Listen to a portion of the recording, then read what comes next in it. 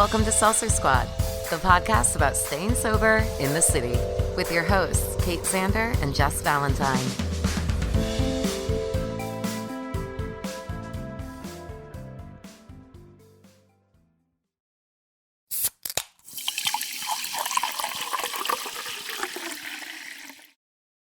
Hey Squad, Natalie here, editor and producer of Seltzer Squad. Do you want another way to support the pod? Go to seltzersquadshop.com and have access to all of our merch. Treat yourself and support the squad at the same time. We have hats, stickers, backpacks, posters. Buy a gift for a sober friend or just treat yourself. You can find all of the classic Seltzer Squad sayings like slickest bitch around, be nice to yourself, and of course hangovers suck. I have a tank top that says slickest bitch around and I wear it to the gym and it confuses everybody. It's the best. Once again, go to seltzersquadshop.com or go to seltzersquad.com and hit the merch button to find all of our merch. Today's episode is sponsored by Audible. Have you just finished binging every single episode of Seltzer Squad and want even more content to fill your time with? Why don't you check out audible.com? They have millions of audiobooks and exclusive podcasts that you can't get anywhere else. And if you want your first month free, go to audibletrial.com/Seltzer Squad. Get your first month free. Think of how many free books you can get in that much time. Once again, go to audibletrial.com/Seltzer Squad and get your first month free. Hey, Kate. Hi, Jess. What is up? Let's answer some of y'all's questions. Let's do it. I feel like it's been a minute, maybe. Mm-hmm. Whoa, there's a lot. Are we starting at the bottom? We can or start at the bottom, but there's top? also questions from Instagram DMs. Who knows how old they are? But There's a lot on from Squarespace too, from like directly Yes. from our website. Okay.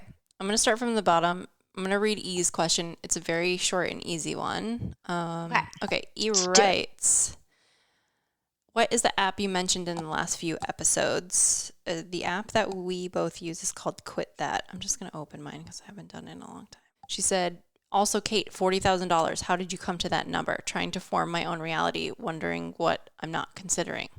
Okay. Wow. Okay, so it has been 2,278 days since I had my last drink, and I have saved $91,141, apparently. Damn. That's crazy. In 6 years and 2 months. Let's check mine. Quit That.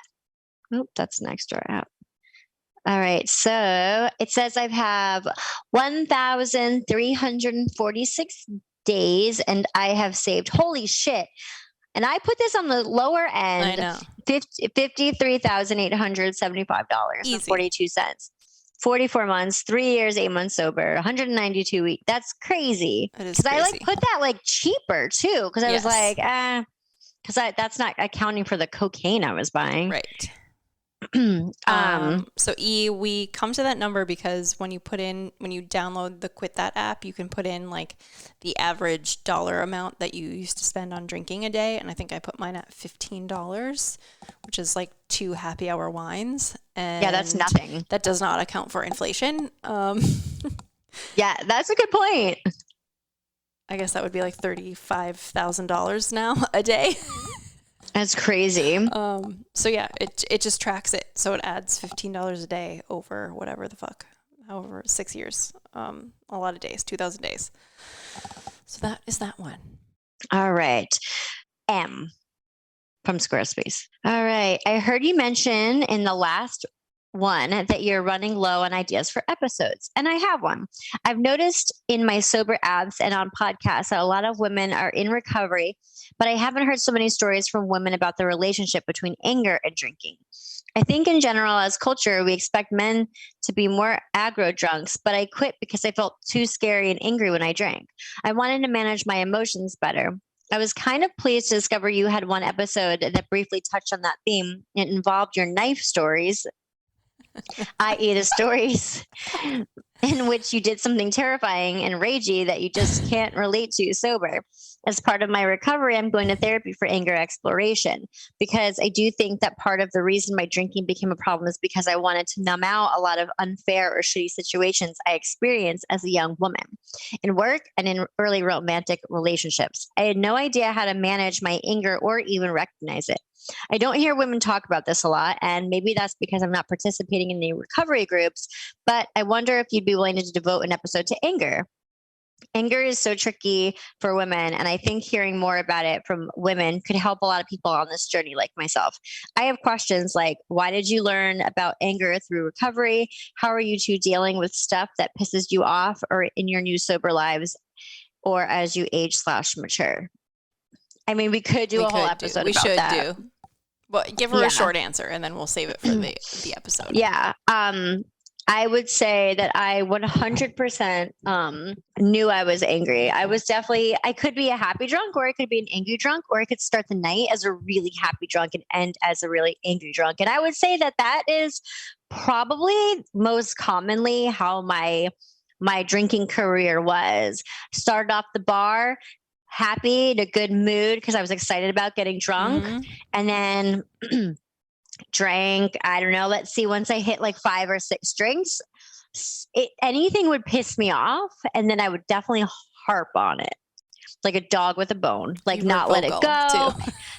I was, become kind of mean. Mm-hmm. So I 100% can relate. And before I quit drinking, I actually went to my doctor and was talking to him about getting on some sort of, it was before I went to therapy, and I said to him, I'm like, I'm angry all the time. I'm an angry person. And I learned that is part of depression. So, I mean, she's in therapy, so I'm sure she's exploring all of that, but it could just be part of your depression, how you deal with it. So yeah, maybe we'll do an episode on anger or something, but yeah, 100% can relate, and that I definitely have experience in that area. Yeah, I think part of the reason why I knew I needed to quit was because I was becoming more angry and less happy when I was drinking. And it was like, my husband was like, who the fuck is going to come home tonight? Like angry Kate, like crazy Kate, knife Kate, or... Knife Kate? Yeah. Did you guys actually call it that? Knife Kate? No, I mean, I don't know. I like refuse to talk about those evenings with him. He would be like, you were fucking mean. And... but it also makes me think about the night I got arrested, where I was just like angry to like a complete stranger, and I don't know, it was just like a loose cannon. And I think for a lot of people, especially for me, that anger comes out, or I harbor anger because my needs aren't being met, and a lot of those needs are either I'm not aware enough to recognize that I need something, like if I'm approaching burnout and I start to feel resentful, then I start to get angry with TJ and like harbor all this like unfair energy. Like, I have it so bad, woe is me, and I'm mad all the time. But that's just like me denying my own needs of self-care and saying no and having boundaries. So I think that's something that I've been working on in the last couple of years, is like identifying my needs. And am I tired? Am I lonely? What's the core like need going on? And then how am I participating in not having that need met? Am I just like people pleasing and saying like everything is fine when everything is not fine? And I think that's hard to speak up for what we want and need, especially if it's like unpopular, like getting sober, or, taking a break from work, or whatever it seems to be, because that choice feels impossible. However, that leads to like more space in your life. And then you can, like, I find I'm so mad when I'm stressed and when I have too much to do, but I'm also, Jody said to me, like, you're in full control of what's on your plate for the most part. Like, you are the person that adds all the things to your plate. So either don't add them or take some things off, or the things that you can't control, you can't worry about. And so, oh my God, like, you can't be mad about you can all only of this. worry about what you can control. Yeah, like, you can't be mad about all of this stuff that you can't control. You have to find a way to let it go. And if, so that has been a big help for me. Like, I'm definitely not over it. I'm mad all the fucking time. But I also do know that I'm less mad and I'm more patient and more nice when I am not stressed out to the max, when I don't have every fucking minute of my day scheduled, when I don't have something to do that I'm running late for, because when I'm running late, like, then it compounds and I never feel like I have any time for myself. And then when the time I do have for myself, I'm too burned out to actually do anything for myself. Yeah. And then I'm mad, I mean, it's been so many years, and I definitely need to read this again, but I've mentioned it on the pod before. the book Nonviolent Communication. I feel like it's annoying when you first start because it's like very redundant and it's almost like this is so stupid, but I really got a lot out of it the first time I read it. Well, the only time because I started the second time and never finished it. But like it's about, observations, feelings, needs, and requests. So like you observe the situation and what it's making you feel in the moment and what your needs are that need to be met. And then you make that request to somebody to fulfill your needs so that you don't like lash out. Obviously, I'm not giving very good examples of it, but just read that book if you can. I find it really good. And then this is very weird advice, but following the ladies of My Favorite Murder, the fuck politeness, because she mentioned how she has a lot of anger as like experiencing certain things as a woman. And I totally fucking get it because I'm there too. Like we're all there, but like learning like fuck politeness, like you don't have to be nice to a guy just because he's fucking being nice, like asking you a question or like comes up to you at a bar. Well, we're not going to bars anymore, but you know what I mean? Like you owe these people nothing. And we're taught like that we're a bitch if we don't give people our time. And I feel like switching the narrative and being like, oh yeah, like fuck being polite. Like I don't need to be polite. Men aren't polite. They don't owe anyone anything. Women don't owe anybody anything. So I totally understand having a lot of like harboring resentment and anger because of, being a woman in this world. So fuck politeness. That's my other recommendation. Nonviolent communication and fuck politeness, which seems very, like double stand, like opposite ends of the spectrum. Yeah. But anyway. All right. Moving on from that one, because we could definitely do a whole episode. Now I'm getting like my ideas are flowing. Okay. I'm going to read the one above that. From C. Yes. Okay. I know her. Oh, okay. Okay. C writes, hey ladies, not a question, but I thought it would be fun to hear you talk about the Miranda Hobbs trajectory on Sex and the City. Because we never did do a follow-up episode on that. And a couple of people did reach out to me to be like, are you going to do part 2? She wrote that, I think, like before, like I noticed it right after we had just recorded that. So she ended up staying sober, right? I mean, in true fashion, she just like quit drinking and never had a problem. And then the show, like they were drinking fake champagne that one time. That's right. And then like she was like, thank you guys so much for doing this with me. And I was annoyed by that. But then we never really talked about it again. Then she like blew up her whole life. Yeah. And wasn't tempted to drink, which was annoying to me. I know. I feel like, however, the fact that I appreciate the fact that, and just like that, even touched on that because that show was such a fucking hot mess. Yes. And the storylines were fucking hot garbage. Yes. And there was no follow through with most things. So yes, it's very easy to get annoyed at how fucking fake that sobriety train went for Miranda. But I do just appreciate the simple fact that they did acknowledge alcoholism, especially a show that was so it was very heavily like nicely wrapped up drinking. Alcoholism, though. It was I mean, they put the prettiest of bows on alcoholism, but I feel like any sort of like pop culture like recognition like is good. It's obviously normalizing and it's no Euphoria. I haven't watched the second season, but what's the word? Destigmatizing. Yes. So I do think that part's good. I will give them an A for effort. I don't know about an A. They tried. Fine. Like they could have gone more, but I think it was only like 6 episodes or something. Fine. So who knows? We'll see. I mean, if they're coming back for another season, we'll see. Will I watch it? Of course. Exactly. They are coming back. Okay. Then TBD. Hopefully we can do another. Maybe she'll have some real problems.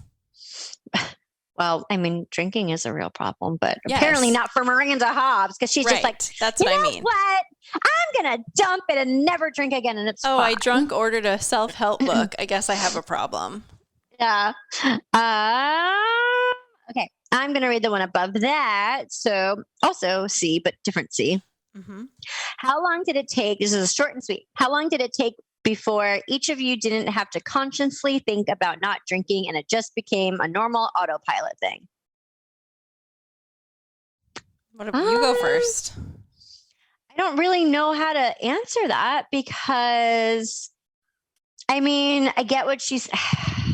It's a lot of gray area. I don't think it's as easy. It's not black and white, you know? I feel like, I don't know. I think about it just like became every like, time you just I don't drink, know. right? I think about it like every time I know I'm going to be around people who aren't my friends that don't know that I'm sober and there will be drinking. But I don't think about myself wanting to drink. I think that probably stopped for me probably a year or two in when like the habits of going out and doing the things had fully been broken. It did take a while.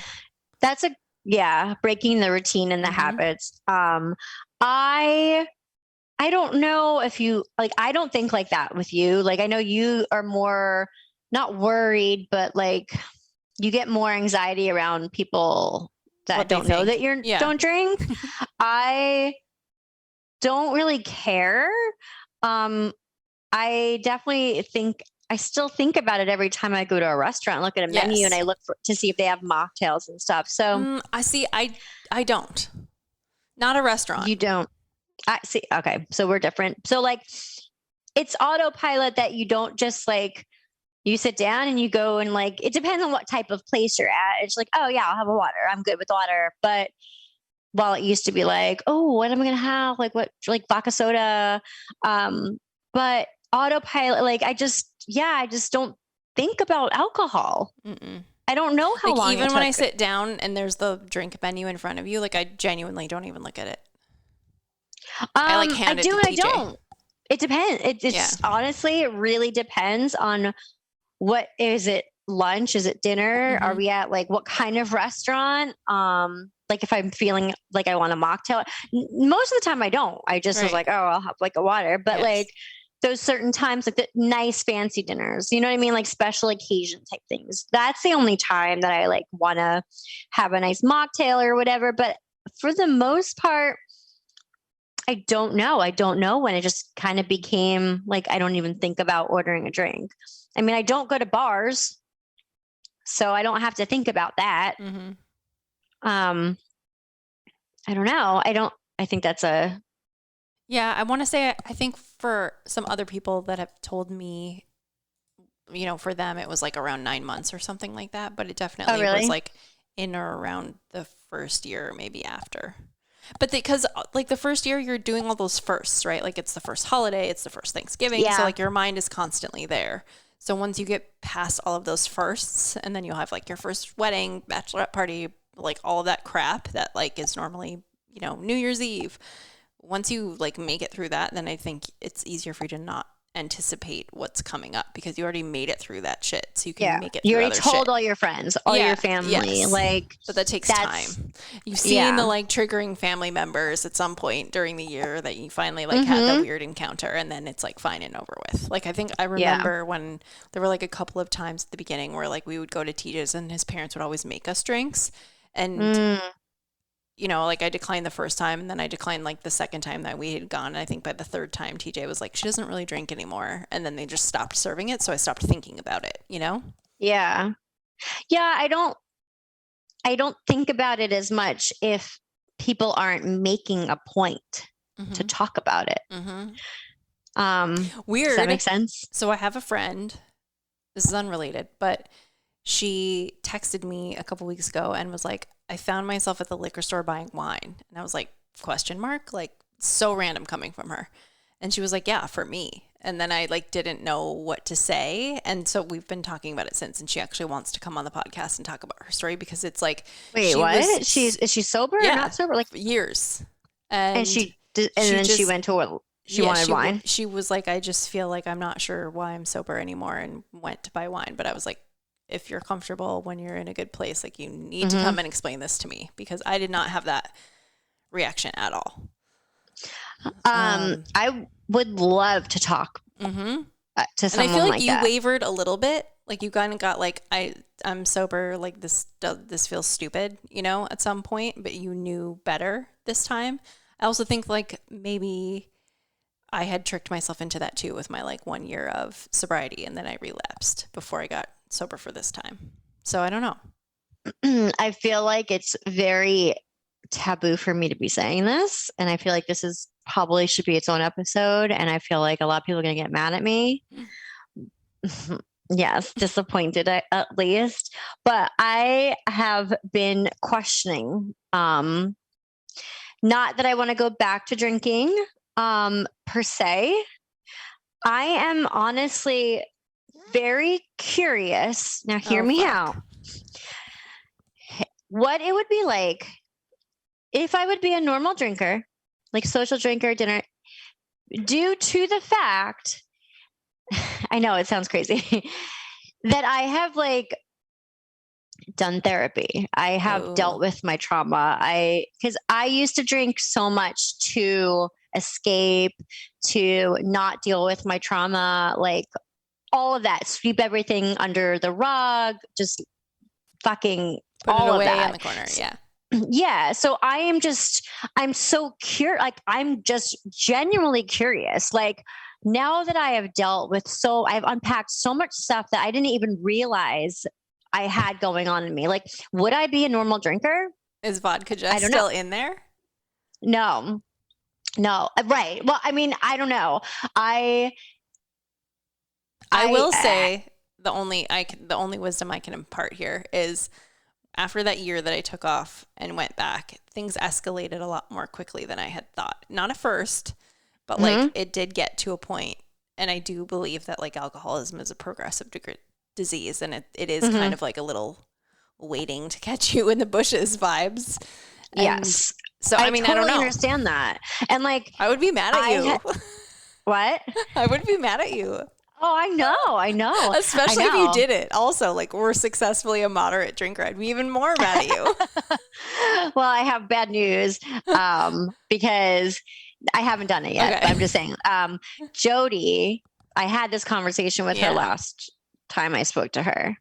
And she said to me, oh, God. Does she sign off on this? She says, I'm going to be honest with you. Oh, she was like, I'm not advocating you drink. She's like, I do think that where you are now, you probably would be okay at social drinking. But she said, but that doesn't mean I'm going to do it. She's like, my main concern would be if your drinking became reactionary, which is That's a fine line. Yeah. Yeah. And I even said to her, I'm like, it's like, I don't. But like, isn't it always? Okay. We're getting way off the topic. And no. Okay. I know. We're like asking our own questions now. It's like, not, it's just like, you know what I mean? Like the one night that I mentioned, I don't know. I don't think it was this episode. It might have been the last one where I went to like that place and I ordered a mocktail and the waitress didn't understand what I was saying. And I said to Cam, it was my birthday. And I was like, if it comes wrong, I'm just going to order a glass of champagne. And Cam was like, and I'm like, I'm not going to get drunk. If I want a glass of champagne, I'm going to have a glass of champagne. Oh no. I didn't do it. Takes me back to my birthday Bellini after I decided not to be sober anymore.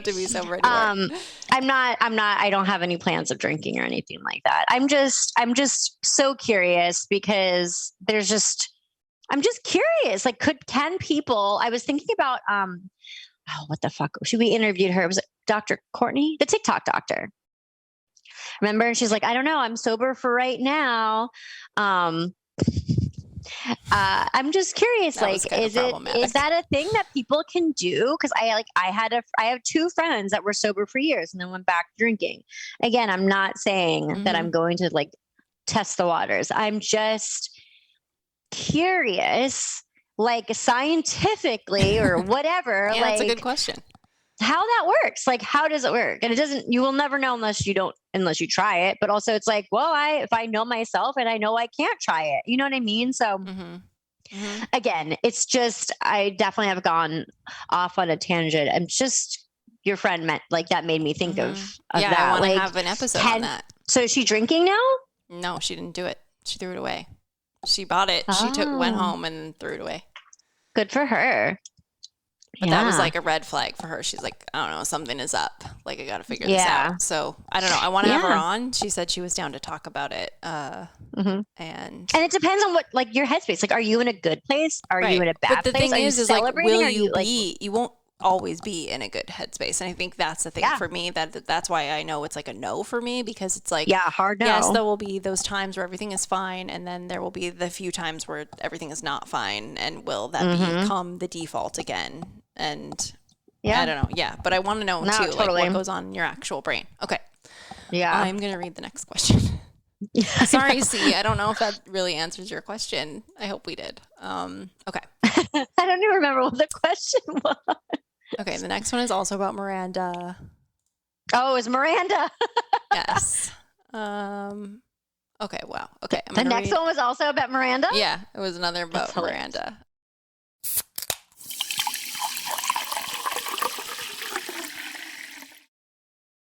Today's episode is sponsored by BetterHelp.com. If your New Year's resolution, like me, was to start going to therapy, you will love BetterHelp.com. It is cheaper and more convenient than conventional therapy. You can talk to a licensed, real therapist online via call, video chat, or just text, whatever you're feeling like, whatever you feel comfortable with.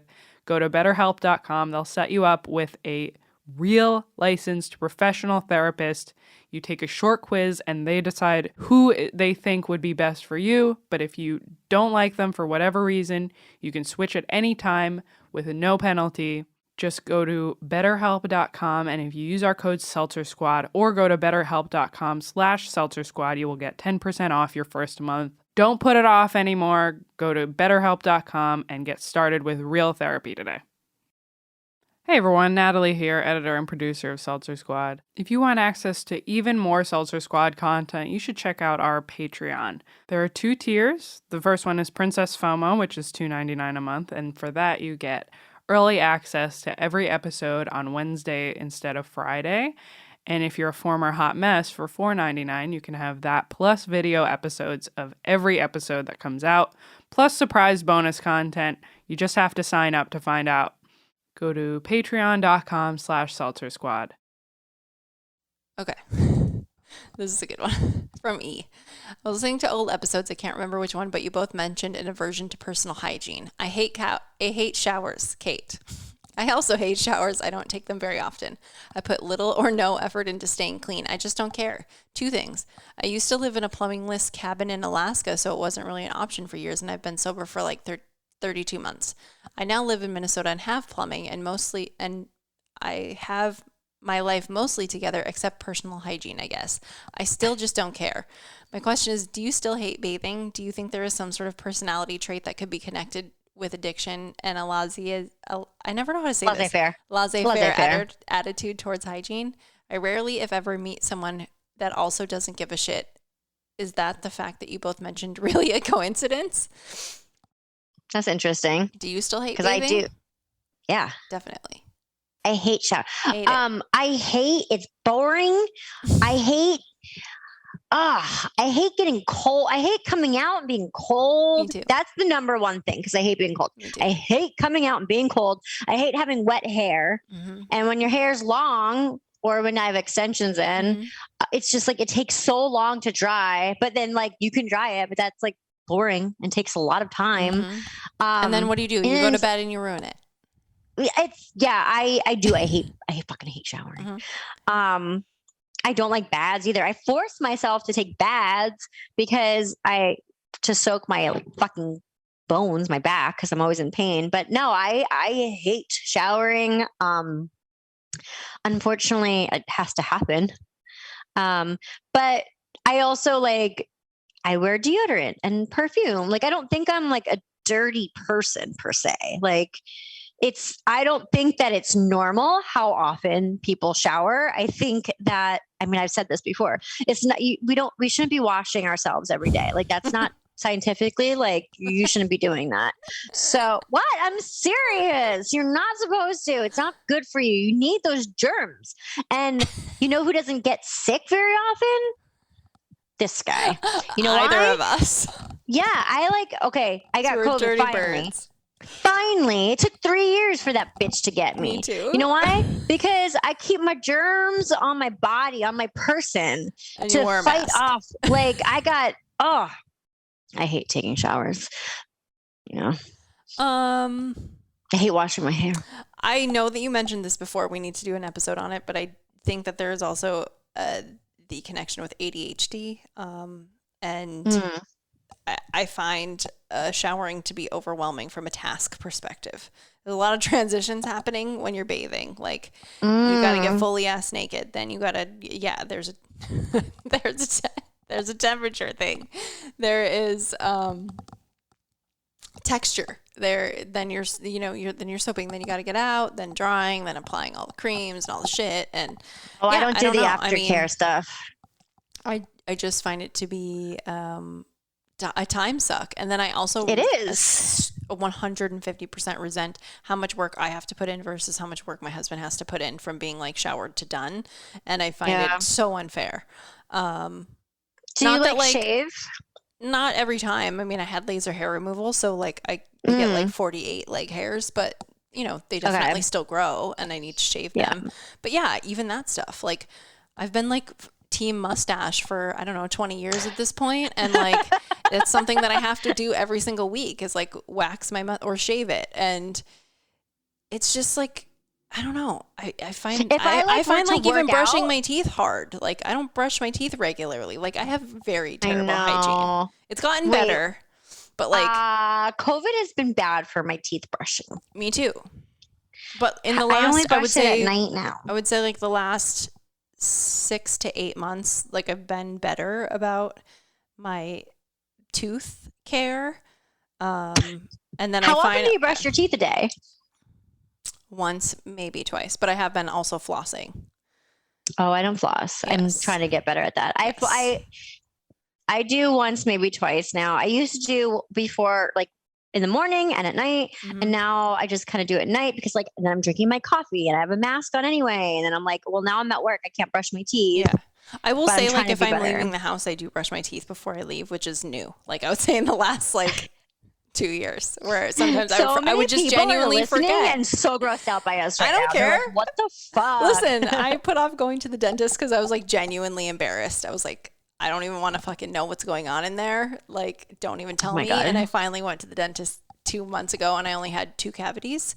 And so I was like, fucking great. Like, this is great. So I just got to come back for a cleaning and like, you'll fix these. Like, I thought my mouth was my God. I was going to need new teeth. Oh my God, I'm dying. So that's hilarious. I mean, but I think when I do leave the house now, I've gotten better in the habit of like, I put on deodorant. I brush my teeth and it's better. But like hair has always been hard for me. Like you will still do, like, I don't think I've ever been able to like curl my hair on a regular basis. It's just too much work. Wash it, curl it. Not on a regular basis. I mean, I'm like kind of lucky enough to have like wavy hair, but like I think I've just been looking like crap for 20 years because it's just something that I can't get into. I like want my nails done so bad, and my girl's in Jersey, so it's like a pain in my ass. But like, there's a place that opened up like a block away, and I'm like, I don't want to sit there for an hour and a half. Why? It's a time waster. What, holding hands with a stranger? Well, they just hurt me. Like, and then I had to give my money and then it's like, oh, cool. These are going to break off and grow out in 2 weeks anyway. I do change my underwear every day. Oh, even I don't wear underwear. Even if I haven't showered, I do change my underwear. So that's good. I don't even bother with that. There are like garbage days or garbage periods, like when I come off of like a huge burnout where I'm like literally horizontal for like 4.5 days straight, where I just like don't do anything. I don't shower. I don't change my clothes. Then no, none of that is happening. And then usually like by around day 4, I'm like, oh God, my teeth are like definitely wearing sweaters and I need to fucking like fix. Then I like do a whole overhaul in the bathroom. I know I know when I need to shower 3 ways. Oh God. Yes. Number 1, my armpits are getting hairy. And I had hair removal on them, but it still grows, but it's like slower because I didn't finish all my treatments. So that's number 1. My armpit hair is growing. 2, my hair is greasy. Or 3, when I pee, I can smell my pussy. Those, I'm like, okay, time to shower. Is it that order? Because it's the reverse order for me. Your pussy will smell before your fucking my hair gets greasy. Armpit grow? Yeah. I don't know, Kate. It's just these are the 3 things that I'm like, one of these. I don't wait for all 3 to happen. I'm just saying these are my top 3 telltale signs that I'm being nasty, and I need to take a fucking shower. If my dog is smelling my crotch, I'm like, okay, thank you for the reminder. I'm on it. I will shower tonight. You know what I mean? You smell your pants, the crotch on your pants, they a little stinky. All right, wash those. Take a shower, dirty bitch. That's how I go, you know? Like, that's how I know that I'm dirty. I am the dirtiest person I know. I'm 100%. I am so dirty that when I go to my mom's house, they know that I'm not washing my hands after I pee. And they're like, wash your hands. And then I just even let because of COVID? And then my mom goes, she's just running the water. She's not washing her hands. And I'm like, that is correct. Do you know that for like 15 years, I didn't even wipe because it took too much time? I would just pee and get up. What? Yeah, that's only new in like the last, probably since I got sober. Wait, what? Yeah, I just didn't even bother. How is that fucking crazy? Well, your underwear must have been disgusting. I don't You know. don't have like not like a lot of leaking also just, situations? I peed all the time, so it just, I don't know, it seemed like having wet-ish underwear was always kind of the norm. Oh my God, my jaw's on the floor right now. I had a friend who didn't wipe when she peed, and all her underwear, they weren't even yellow, they were orange. The crotch was like fucking so yellow, and she smelled bad. She would always put her fingers in her pussy and like make me smell it and stuff. And I like, I'm like, well, I won't say her name. I'm like, how do you pee so fast? And her mom's like, she's like, she doesn't wipe. Yeah. And I'm like, what? That's silly to me. But I don't know. Maybe I have a loose pussy. I don't know. But like, if I didn't wipe, I would dribble all over the place. Well, how much of a mess are you making? It just comes out and then that's it. Mine goes when I pee, maybe I stand up too fast. Like before I'm fully done. Sometimes like a little pee like goes up my like on my butt cheek. Oh, okay. That doesn't happen to you? No. I have a big ass, so maybe that's why. It's like they're in such close like yeah, I guess. So I have to wipe. It's always like more pee gets on my butt than anything else. Yeah, no, that's new. See, I'm improving, everyone. I brush my teeth when I leave the house. I wipe my crotch. And you have a bidet, right? No. Or no, you don't have a bidet. I don't believe in those. You're like, hell Weirdly, no. I draw the line at that. I'm like, how can that get you clean? I could go on. Are you serious? No, don't. I can't even. We have this argument in my house like once a month. Kate, if you get shit on your hand, do you just wipe it off with a tissue or do you actually wash your hands? You wash your hands with water. But here's the thing. Yeah. So then they give you these little towels that you're also supposed to like the bidets come with these little tiny towels. It's a thing. No. They're like, yes, that's a thing. And then what do you do with this gross towel? Are multiple people using the same poop towels? Like, what the fuck are you talking about? These little towels? No. What are you talking about? They come with these little towels. They don't. Yes, I have a they do. bidet in every bathroom I own. They're called like tushy towels. And then I don't know about this situation. And then you turn it up, it shoots some water like by your little butthole. But and then do you wipe? Yes, I wipe, but you're using like one sheet rather than like a lot How of are you sheets. using one sheet? Your whole ass is wet. No, it's very like, it's one little stream. It's not like a sprinkler. It's like one stream pointed towards the anus. And then it just like, oh my God, it's like amazing. Like it is life changing. You feel fresh. You feel clean. That's why I you can don't shower. I shower less because of it. Because I don't have a stinky bowl as much. No, that's a no for me. Listen, I only started wiping recently. I'm not getting a bidet anytime soon. Oh my God, this questions episode has like Gone off the rails. the fucking rails. All right. I mean, it's kind of the best episode I think we may have ever done. This is like, I'm like embarrassed about how dirty I am, but then at the same time, I don't care. you know what's funny is that we're both Pisces, so we're supposed to like love being in the water and I shit. do love being in the We don't. water. I don't Like love a taking a pool. mandatory shower every single day. I like A being tub, in pools. I I can don't get like into being it. Hot tub, love it. A pool, love it. Beach, love it. Love all of that. Like Oh, thrive okay. in a lake. But no, I don't want to take a mandatory shower to clean my whole body every single day. Nope. Don't want to do it. It's just a construct. Society. All right. Well, on that note, send We're us your gonna questions and we might abort answer this them. Episode. Let's just stop. If you have any questions, not about our hygiene, Yeah. you can send them. Anyway, until we meet again, Be nice to yourself. and don't forget, but days are awesome. Wash your asshole. And hangovers. Hangovers suck.